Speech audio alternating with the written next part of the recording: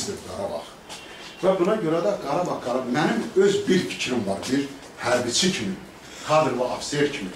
Bunu nə müharibə yoluna misala bilməyəcək. Yalnız gözəl danışıqla, söhbətlə, bütün BMT-nin qərarlarına əməl olmağına mən buna da inandıram. Öz fikrimi deyirəm mən. Bunun bir yolu var. Kimin ki daxilində, qəlbində Allahu Əkbər var, inan var. Bugün Əfqanistan vuruşur. Niyə görə vuruşur? Çünki baxın, bütün şeydə qalxır sədasındakı Allahu Əkbər.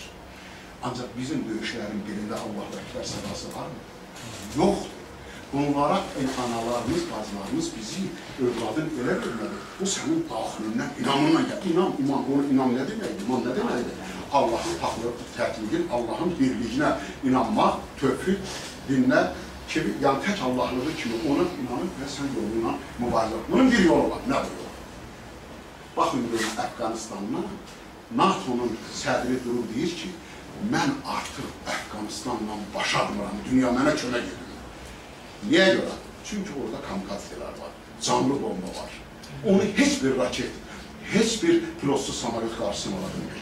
Bizim bir yolumuz var ki, biz yalnız Gürcüstandan, Naxçıvandan, Azərbaycanın Qarabağ hissəsindən və başqa yerlərdən yalnız buna qabaqları deyirlər partizan hərəkatı. Bu indi isə partizan hərəkatı yox, adını qoydular terror.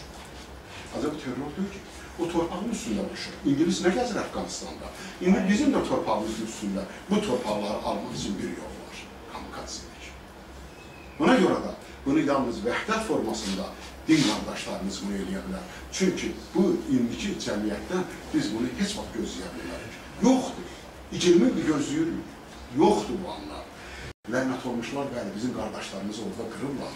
Yəni, mən bilirsiniz, hansı millətdən danışıram, hansı ki, orada olan 48-ci ildə Stalin və qeyriləri tərəfindən yaranan İsrail dövlətindən gedir söyləyər. Bu günləri ona görə də biz oraya üçün cihada gedməliyik. Ancaq əfsuslar olsun ki, mən namaz qılıram 20 ildir, yəni Şəhidlər Xiyabanında, indi də Bakı Dövlət Üniversitesinin yanında.